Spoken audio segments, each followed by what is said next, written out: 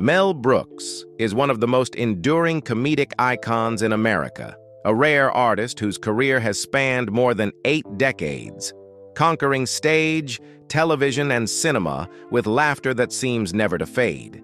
But behind those laughs, behind the awards and legendary titles, lies a life that was anything but smooth.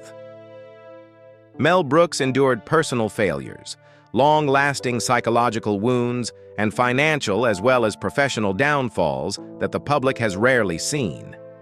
Why did a man who spent his entire life making the world laugh have to rely on that very laughter to withstand his own sadness?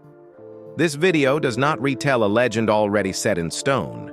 It opens the door to the real person behind Mel Brooks, where laughter is not just a talent, but a means of survival. The paradox in Mel Brooks's life did not take shape after he became famous. It began much earlier, quietly, almost imperceptibly. Mel Brooks, born Melvin Kaminsky, came into the world on June 28, 1926, in Brooklyn, New York. He was the youngest of 4 brothers, born right on the family's kitchen table, inside a cramped apartment in a working-class Jewish immigrant neighborhood. This detail is not meant to dramatize hardship, but rather marks the first sign of a life that began amid crowding, constant noise, and the feeling of always being surrounded by others. Contrary to the familiar image of many comedians' childhoods, Mel did not grow up abandoned or emotionally cold. As the youngest child, he was doted on, protected, and quickly accustomed to being the center of the family's attention. Laughter came to him as a natural reflex of a child who was always seen, not as a cry for help, but as a way to connect. But that warm foundation was soon pierced by a loss too large to name. His father, Max Kaminsky, died just 3 years after Mel was born. That death forced his mother and 4 sons to leave their old home and move into a dilapidated boarding house, where life was measured meal by meal and dollar by dollar. During the Great Depression, every member of the family had to work simply to survive. Mel grew up surrounded by responsibility, deprivation, and a void no one in the household could fill. He did not remember his father's face, nor the sound of his voice. It was a loss that came too early to leave memories, yet too deep to ever fade. Decades later, in a 1975 Playboy interview, Mel Brooks did something rare. He did not deflect with humor.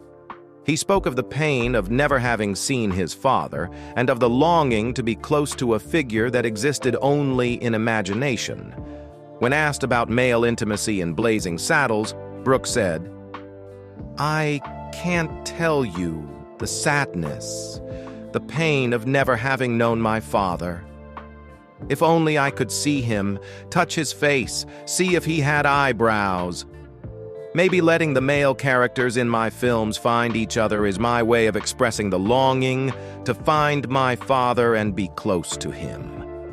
From that absence, the close bonded male relationships in his films, especially Blazing Saddles, begin to reveal themselves as a quiet search. Not a search for laughter, but for a sense of closeness to the father he never had the chance to know. The void left by his father was not only an emotional absence within the family. When Mel Brooks stepped outside the door of that cramped Brooklyn apartment, he quickly learned how costly it was to have no father standing beside him as protection. Mel Brooks grew up with the feeling of always being an outsider. He was a Jewish boy, small, thin, and unathletic. Traits that made him easy to single out and even easier to target. In his neighborhood, even among other Jewish families, children quickly learned how to identify who was weaker. In a 1975 Playboy interview, Mel Brooks recalled that he and most of the Jewish kids in the area avoided swimming, not because they feared the water, but because they feared being bullied. If they had to go to the pool, they went in groups, a crude but necessary form of self-defense. He had no physical strength to fight back against bullying, and no authority to demand fairness. But he discovered another path, one that did not require power. "Why did they let a little kid like me play with them?" Mel Brooks once asked himself. "I gave them a reason. I became their clown." Then he added with clear-eyed honesty rather than bitterness, "And besides, they were afraid of my tongue. I sharpened it, and I would stick it right in their eyes." Comedy, therefore, did not emerge from a desire for attention. It appeared as a survival strategy. Mel Brooks learned to make people laugh before they had the chance to hurt him. His language became fast, sharp, and precise, not to show off, but to maintain a safe distance between himself and the world. Very early on, a philosophy of living took shape. Laugh so you are not crushed.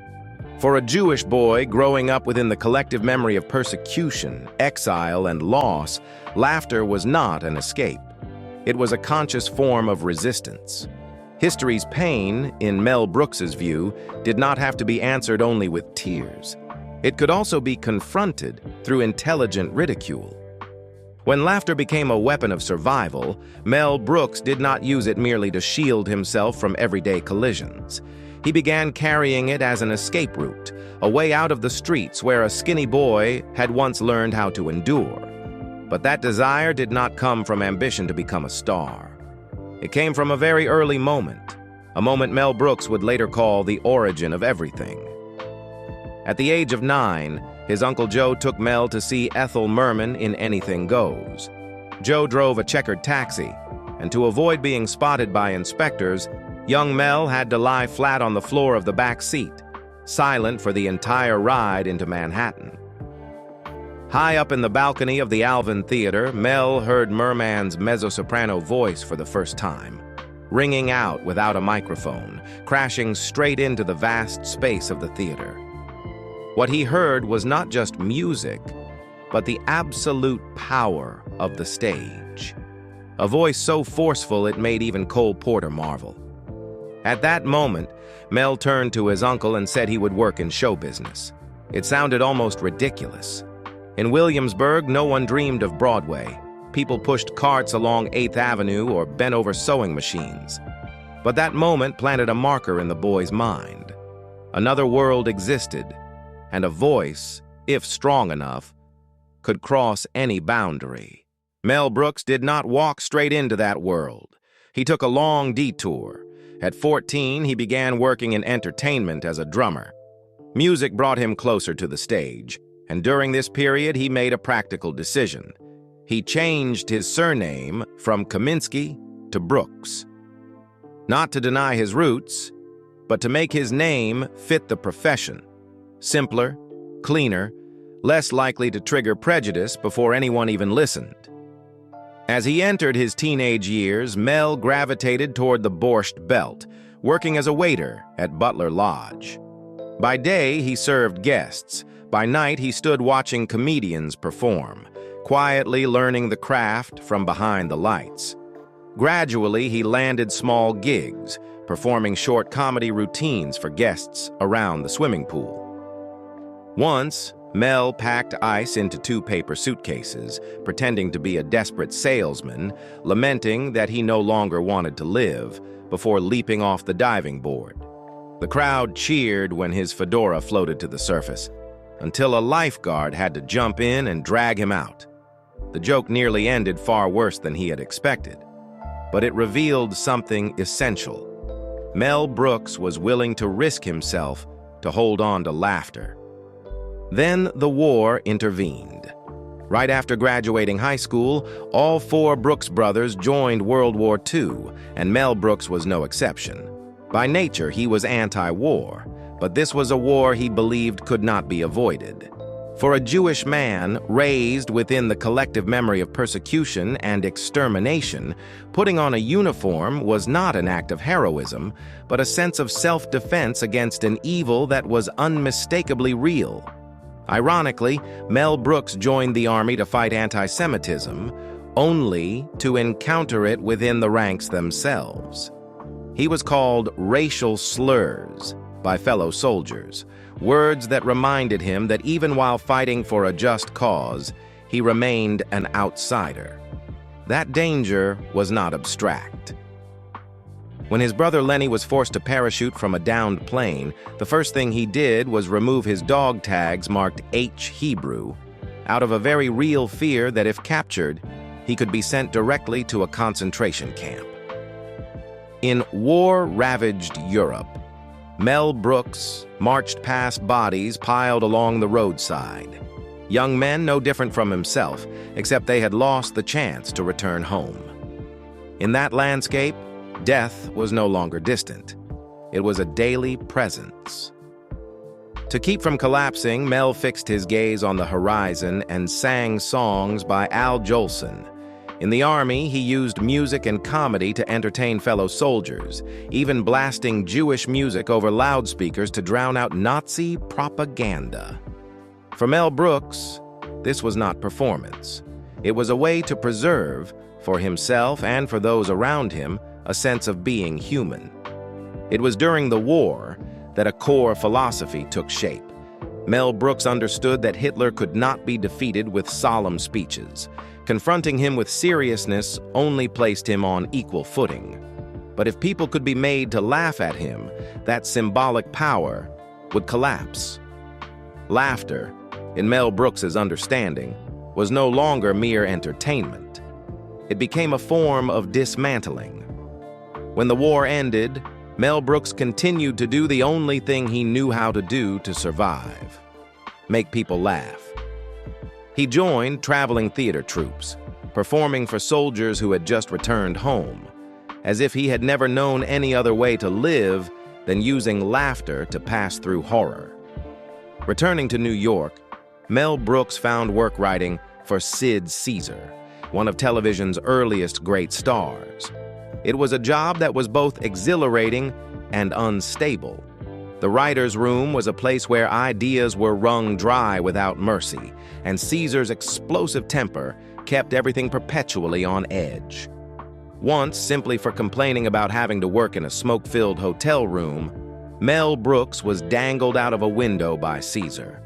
He escaped death by inches and went right back to writing as if that were simply what one did. In the early 1960s, the show came to an end. Mel Brooks's first marriage collapsed as well. He struggled through a period when the only thing keeping him afloat was a short routine called The 2,000-Year-Old Man, created with Carl Reiner. Mel played a cranky old man who muttered that he had more than 40,000 children, none of whom ever came to visit.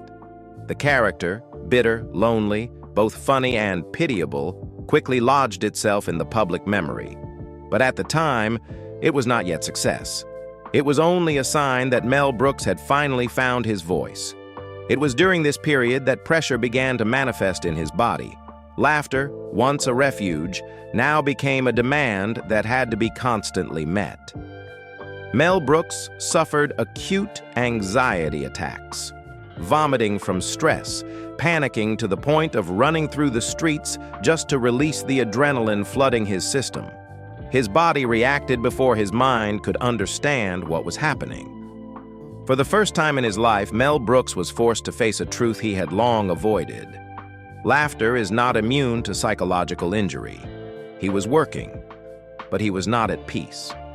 And unlike the boy he once was, this time he could not rely solely on sharp words to protect himself. The decision to enter therapy did not come as an act of weakness, but as a necessary acknowledgement. It was the first time Mel Brooks learned to slow down, to look directly at his own fears instead of mocking them. Therapy did not make him less funny, but it made him more whole. Enough to understand that if he wanted to keep living through laughter, he first had to learn how to survive himself. Just over 2 decades after World War II, the memory of the Holocaust was still raw in the minds of America and Europe. For many Jewish people, Hitler was not a figure to be mocked. He was the embodiment of pain that had not yet healed. That is why, when Mel Brooks announced that he intended to make a comedy centered on Hitler, the initial reaction was not curiosity, but shock and outrage. Major studios avoided the script not because it was bad, but because it was dangerous. Mel Brooks understood exactly what he was doing. When the producers premiered in 1967 as a film, it was not an attempt to soften the crimes of Nazism. On the contrary, it was a calculated gamble to dismantle a symbol of power through ridicule. To Brooks, confronting Hitler with seriousness only allowed him to continue existing as a terrifying dictator. Turning him into a joke, that was how his power could be stripped away. This idea was not impulsive. It was forged from a childhood of bullying, from the experience of war, and from years of using laughter simply to stay alive. The plot of The Producers is simple but merciless. Max and Leo, two Broadway producers, plot to become millionaires by staging the biggest theatrical failure in history. They find their script in springtime for Hitler, a gay romp with Eva and Adolf at Berchtesgaden. A love letter to Hitler written by Franz Liebkind, a devoted Nazi sympathizer. To secure the rights, they swear absolute loyalty to Hitler. To guarantee disaster, they hire Roger de Brie, a flamboyant, scandalous, and incompetent gay director, with a single instruction: make springtime for Hitler as gay as possible. The plan seems flawless, but the very excess, absurdity, and grotesque exaggeration backfire. The audience is not offended as Max and Leo expect. They laugh uncontrollably. Critics do not turn away. They praise it. What was designed to collapse becomes a hit, and the bitter lesson the two producers learn is also Mel Brooks's declaration. Hitler, in the right hands, can become a gift to the audience, not to be honored, but to be humiliated. Of course, not everyone could accept that. Even decades later, The Producers continues to provoke outrage. At local performances, protesters still stand outside theaters holding signs insisting that Hitler is not a joke, that mocking him insults collective memory. But for Mel Brooks, context was always essential. He never denied Hitler's crimes. He refused to grant him the seriousness he once used to spread fear. As Brooks has said, you cannot defeat demagogues with solemn rhetoric, because they are masters at manipulating crowds.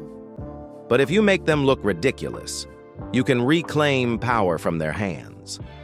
When The Producers was released, the initial response was far from unanimous. Some audience members walked out in anger. Some critics claimed Brooks had gone too far. But there were also those who understood exactly what he was doing, and they laughed, not because of Hitler, but because Hitler had been dragged down from his pedestal of fear. Despite all the controversy, The Producers earned Mel Brooks the Academy Award for Best Original Screenplay. It was not only his first major professional prize at the highest level, but a clear signal. Mel Brooks had crossed the boundary of safety and survived. He was no longer just a television writer or a clever comedian. He became someone willing to use comedy to enter forbidden territory without asking anyone's permission. 34 years later, when Mel Brooks adapted The Producers for Broadway in 2001, the story was rewritten in another language. The musical won 12 Tony Awards, including Best Musical, becoming one of the most commercially and critically successful productions in theater history. That success confirmed something Brooks had believed for a long time. Many of us can laugh at Hitler not because we have forgotten history, but because we understand it. Perhaps that spirit is best captured in a simple backstage moment. In the documentary Mel Brooks, Make a Noise, Brooks once spoke with his grandson. When the boy asked whether Hitler was good or bad, Brooks replied that he was bad. The child, surprised, asked, "Then why does Hitler make me laugh?" Mel Brooks answered softly, "Hitler doesn't make you laugh. I make you laugh." The Producers proved that Mel Brooks dared to cross forbidden ground. But it was not until 1974 that Hollywood was forced to recognize something even clearer. Mel Brooks was not just reckless, he was in control of the game. Nearly half a century later, Blazing Saddles is still frequently cited as one of the most vicious and effective comedies ever made. What people often forget, however, is that for that laughter to exist on screen, the film had to survive a journey that almost no one wanted to take responsibility for. On paper, it was a Western satire about a black sheriff, Black Bart, Cleveland Little, appointed to save a town, partnered with a drunken gunslinger, the Waco Kid, Gene Wilder. But beneath that familiar Western surface, Brooks hurled at audiences the very things Hollywood of the time preferred to avoid. Racial prejudice, moral hypocrisy, and a deliberately coarse language meant to expose the coarseness of society itself. The humor of Blazing Saddles is sometimes cheap, sometimes razor-sharp, and it was precisely that dangerous mixture that pushed the limits of what was permissible in the 1970s to the very edge. What matters is that Brooks did not stand outside merely to provoke and then retreat. He directed, co-wrote, and appeared in multiple roles, as if determined to leave his fingerprints on every corner of the film. The project was not even conceived as a mainstream work. Brooks initially saw it as a small picture for people more interested in breaking rules than pleasing the majority. Yet that small idea became a seismic event. The film turned into one of the biggest hits of the 1970s, was embraced by critics and audiences alike as one of the greatest comedies ever made, and even unexpectedly received major award nominations. The origin of that punch did not come from a perfect conference room either. The initial idea belonged to Andrew Bergman when he was still very young. The first draft carried an already provocative title, Tex X, a clear allusion to Malcolm X. Early directing and casting plans collapsed, as if the project itself refused to settle into a safe blueprint. Then Mel Brooks entered the picture as a choice that was both enticing and risky. He saw in the story the possibility of placing a modern black man into the traditional Old West, not to beautify it, but to expose the filth hidden beneath the cowboy hat. To write comedy that could go that far, Brooks assembled a writer's room that was itself a powder keg. Norman Steinberg, Alan Uger, and most notably, Richard Pryor, a black comedian with a ferocious imagination, capable of turning jokes into scalpels. During long sessions of turning on the tape recorder and riffing, Pryor joked about Jews, and the Jewish writers fired back with jokes about black people, a dangerous but necessary exchange because it exposed the real question: where is the line when you write about prejudice? Brooks later admitted there was a crucial threshold. Racial slurs could not be used merely for shock value. He needed an ethical consensus inside the writer's room. He needed a black voice to say that if the story is about prejudice, then this is the language bigots actually use, and that exposing it nakedly makes the victory of the oppressed ring louder. Pryor became that strange safety pin. He did not soften the film, but he gave it moral permission to be ruthless in exactly the right places. All of that intention, however, still had to pass through the studio gates. Warner Brothers panicked. Executive screenings took place in an atmosphere so cold it was almost unreal. Hardly anyone laughed. Some concluded bluntly that the film was too vulgar, too obscene, too dangerous. Best to shelve it and accept the loss. One unconventional decision saved it. The studio released it in a few major cities as a test. And then the thing they feared most happened. Audiences laughed.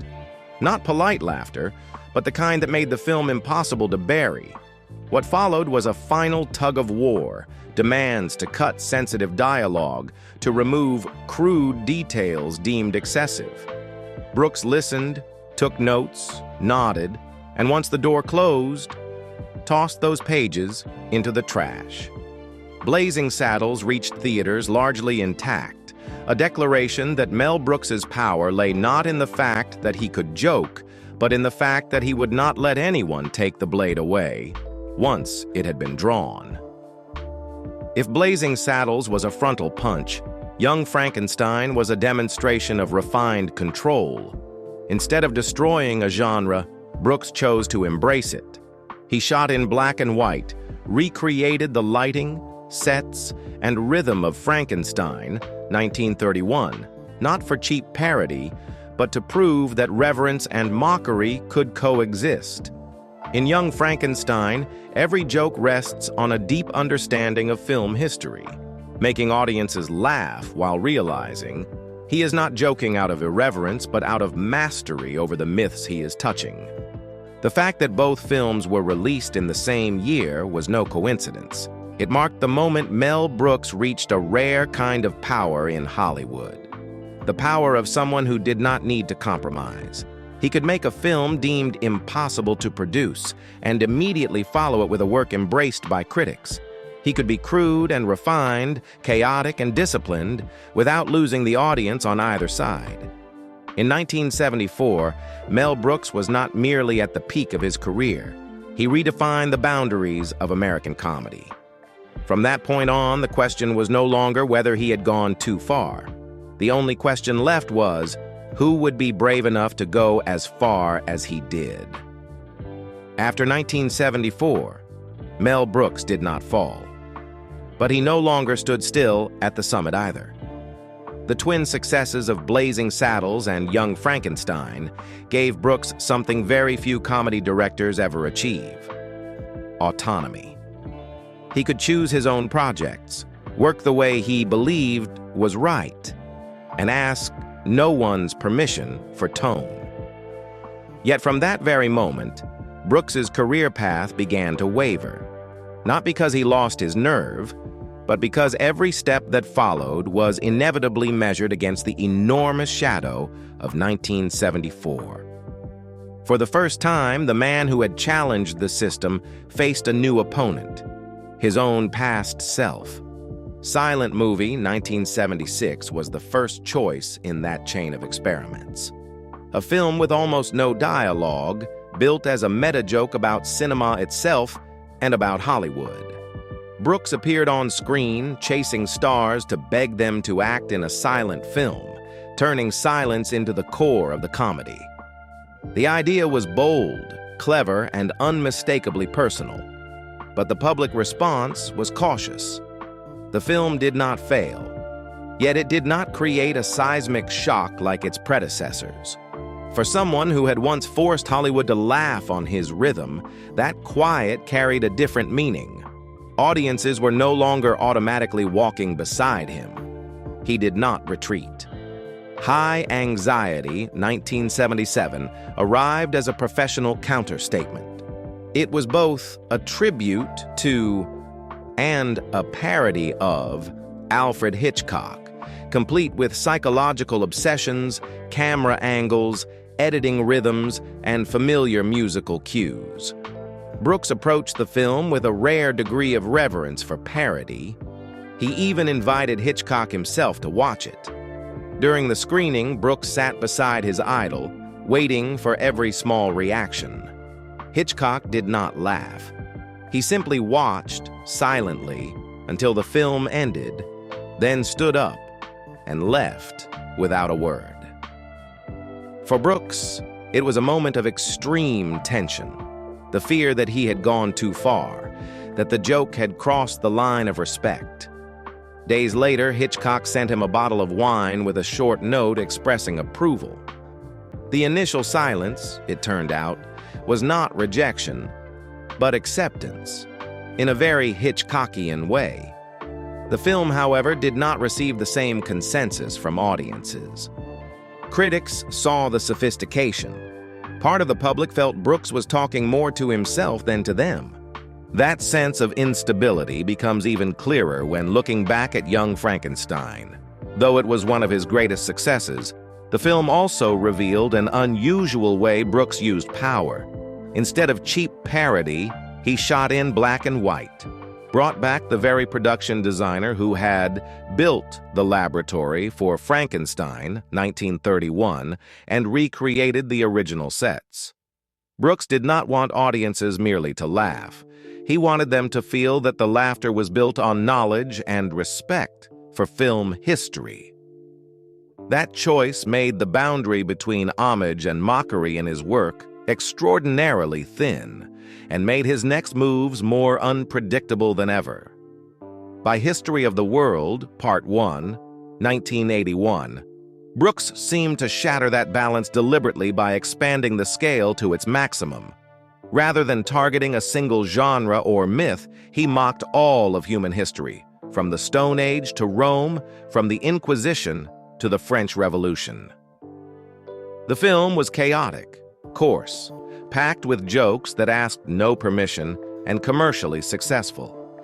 Brooks hired Orson Welles to narrate, a voice synonymous with cinematic authority, and was willing to pay dearly for that presence, as if still believing that artistic gravitas and grand scale could coexist with sheer irreverence. Alongside the laughter, however, came increasingly visible controversy. To some, Brooks was becoming too indulgent. To others, that very lack of restraint was his true nature. This run of films did not create a new peak, but it exposed an essential truth. Once he had power, Mel Brooks did not use it to protect himself. He used it to experiment, to accept instability, and to accept the mixed reactions that came with it. This was not a downward path. It was a rough stretch of road where laughter began colliding head-on with expectations, habits, and with the very legacy he had just created. After History of the World, Part 1, Mel Brooks appeared to remain on solid ground. But Solar Babies, 1986, quietly pulled him away from that safe position, not loudly, not through artistic controversy, but through something far more dangerous: loss of control. Solar Babies was not a film with Brooks's soul in it. It was a post-Star Wars science fiction project driven more by market ambition than by comic instinct. Brooks was credited as producer, not as the creative pilot. The initial budget of around $5 million quickly ballooned past $20 million, and no amount of laughter could obscure the truth that was approaching. When the film failed, the impact did not stop at the box office. It went straight into his personal life. Brooks later recalled in interviews that this was the first time he truly found himself in debt. Strangers appeared in his kitchen, prompting Anne Bancroft to ask, bewildered, "Who are these people?" Brooks replied with a familiar joke, "It's okay. I just bought some extra insurance." But the reality was far darker. He was taking out a second mortgage on the house, pawning both cars. Everything he had was being put on the line. Financial pressure quickly turned into psychological crisis. Brooks said he lay awake night after night, hearing in his head the death knell of his career. He admitted that at times he was almost ready to jump off the roof. Not an ordinary roof, but one so high there was no turning back. This was not a complaint, but a cold acknowledgement from someone who was, for the first time, staring at the possibility of having nothing. In desperation, Mel Brooks did the only thing he still trusted. He tried to fix the damage with imagination. He personally cut a 10-minute fake trailer, transforming Solar Babies into a fairy tale in space, dazzling, seductive, irresistible. He carried it around Hollywood like a final plea. Michael Eisner was once prepared to refund the entire $23 million to acquire the film. But the decision was blocked. The door slammed shut. Solar Babies did not merely fail, it was abandoned, and it dragged its creator down with it. For the first time in his career, Mel Brooks could not laugh it off, not because his ego was wounded, but because his faith in his own judgment had collapsed. Solar Babies did not just take his money, it took away the sense of invincibility he had carried since 1974. To Hollywood, Brooks was no longer always right. To himself, this was the moment that forced him to stop and ask, "Why am I making films at all?" The answer did not come from going bigger. It came from returning to the core. In 1987, Spaceballs arrived, not as a loud counterattack, but as a self-respecting wink. Instead of chasing science fiction with massive budgets, Brooks parodied the Star Wars phenomenon using his oldest and sharpest weapon, tightly controlled absurdity.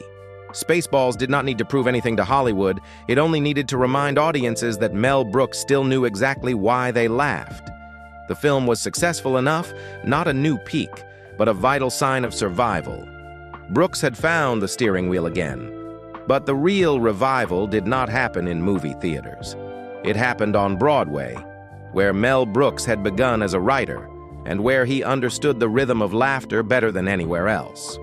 When he returned to the producers in the late 1990s, it was no longer to provoke Hollywood, but to complete a professional circle. The Broadway musical, which opened in 2001, no longer carried the aura of a reckless gamble. It was written with the calm of someone who had fallen, lost money, and shed illusions about power. The result exceeded all expectations. The producers on Broadway became a cultural phenomenon. 12 Tony Awards, a record. Commercial and critical triumph. More importantly, Mel Brooks reclaimed what Solar Babies had taken from him, the feeling of standing in the right place. If Solar Babies was a bitter lesson in straying from one's creative self, then Spaceballs was the act of learning to walk again. And the producers on Broadway was the moment Mel Brooks stood upright, smiled, and understood this.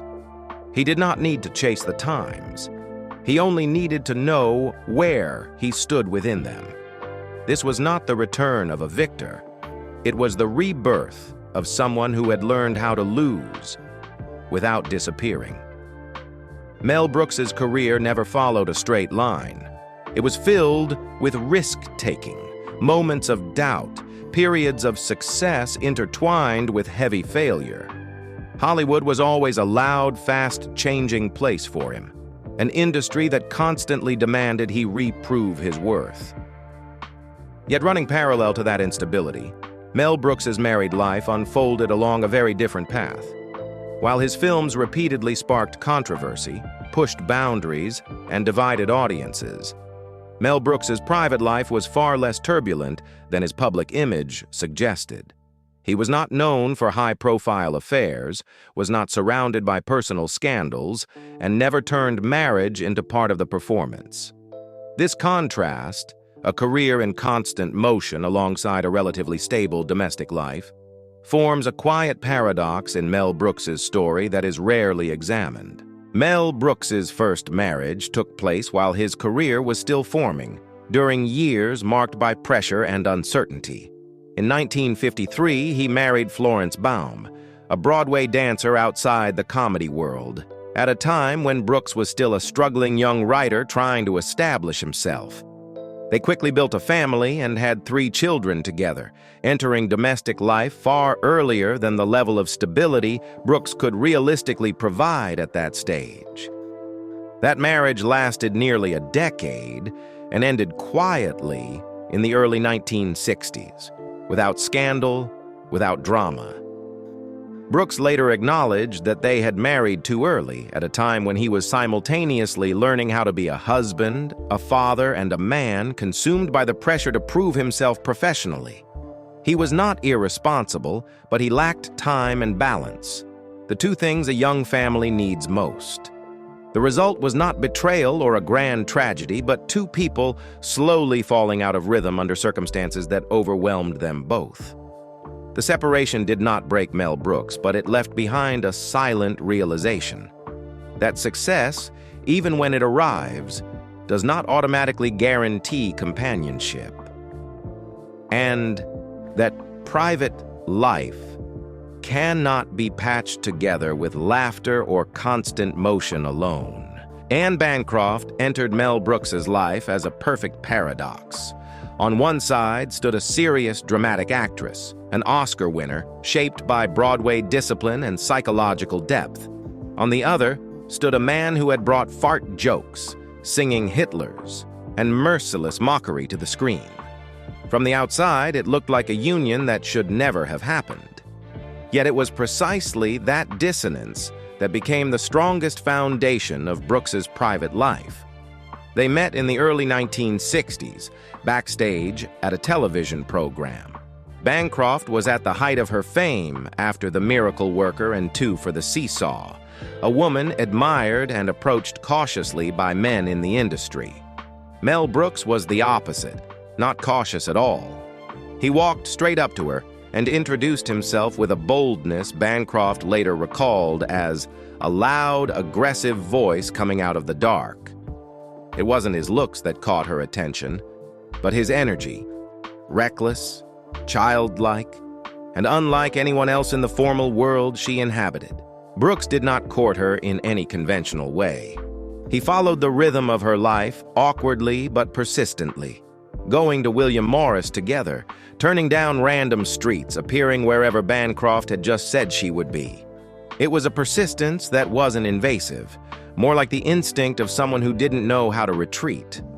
Bancroft later said she fell in love with Brooks almost immediately, not because he was funny, but because he felt familiar. He looked like my father and behaved like my mother. Half a joke, perhaps, but one that revealed a very real sense of safety.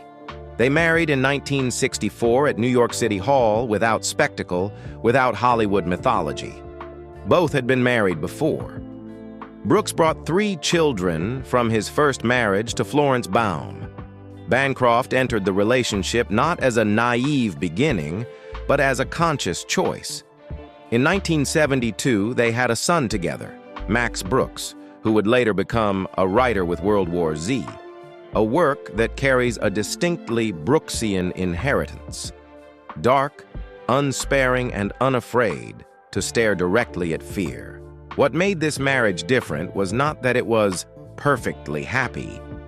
Bancroft acknowledged they experienced ups and downs like any other couple, but there was one detail she returned to often. Whenever she heard the key turning in the lock, she knew the party was about to begin. Not because Brooks would perform, but because his presence, the real man, without a role, carried life with it.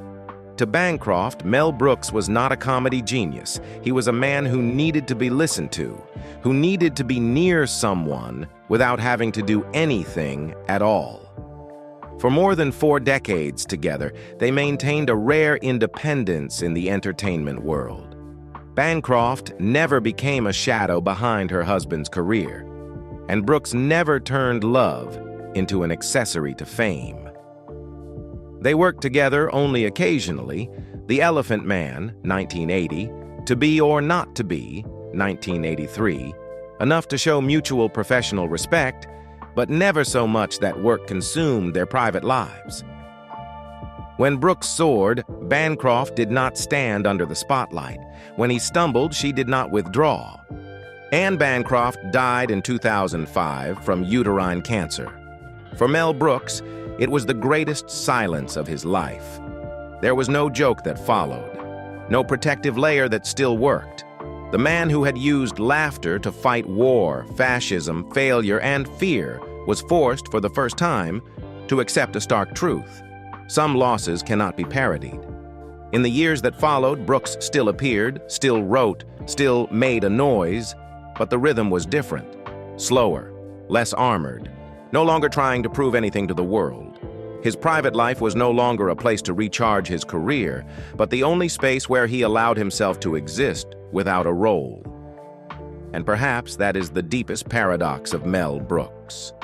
The man who made the world laugh for nearly a century found his true peace only in a marriage where laughter was not an obligation, but a natural result of being understood. In Mel Brooks's private life, there is one more contrast so striking it feels almost symbolic: his son. Mel Brooks spent a lifetime turning fear into comedy. Max Brooks does the opposite. He preserves fear, magnifies it, and forces the reader to stay with it until the end. If the father used laughter to dismantle war and death, the son writes about apocalypse as a cold report with no escape. World War Z leaves no room for satire. It asks plainly, what will humans do when all order collapses? This opposition is not a rejection, but two different responses to the same inheritance. One generation laughs to survive, the next looks directly at horror and records it. And perhaps that is where father and son truly meet. Each, in his own way, refuses to turn away from fear. Since Anne Bancroft passed away, Mel Brooks did not disappear. But from that moment on, he also stopped trying to prove anything.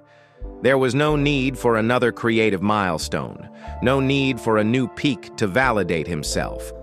The most important part of the journey was already complete. What remained was the trace he left behind. Mel Brooks's legacy does not lie in the number of films he made, but in the boundaries he broke. He proved that comedy is not merely for entertainment. It can be a weapon. Brooks used laughter to dismantle power, to shrink evil, and to strip away the false grandeur of things that once made people tremble. Hitler, war, racism, religion, death, all were dragged down from their pedestals through deliberate mockery. Brooks's influence radiates across popular culture, from television and film to Broadway, and through generations of comedians who came after him. Artists who understand that joking does not equal irresponsibility, and that seriousness is not always noble. He cleared a path for a kind of comedy willing to touch the forbidden, as long as the storyteller knows exactly where the blade is going and why. Above all, Mel Brooks leaves behind a philosophy of survival all his own. Laugh before fear has time to win. Not to deny tragedy, but to avoid being crushed by it. In a century marked by violence, extremism, and chaos, that is more than an artistic legacy. It is a way of being. Today, at an age when most legends have vanished from creative life or are displayed only as memory, Mel Brooks is still present. Not because he needs to be mentioned, but because he never believed that laughter has a retirement age. In 2023, when History of the World Part 2 premiered on Hulu, Mel Brooks was 96 years old. He no longer chased the pace of film sets, no longer controlled every frame. But what has not aged is his instinct for mockery. He still laughs at history, still pokes directly at power, and still believes the world takes itself far too seriously. Brooks works with Nick Kroll, Wanda Sykes, and Ike Barinholtz, not as a protected monument, but as a demanding old man, ready to dismiss any joke that is not funny enough. He laughs when he likes something, falls silent when he doesn't, and says no far more often than yes. Mel Brooks's present-day life is not tragic, but it is not quiet either. It resembles someone who has gone too far to be afraid of being wrong, and grown too old to feel the need to please anyone.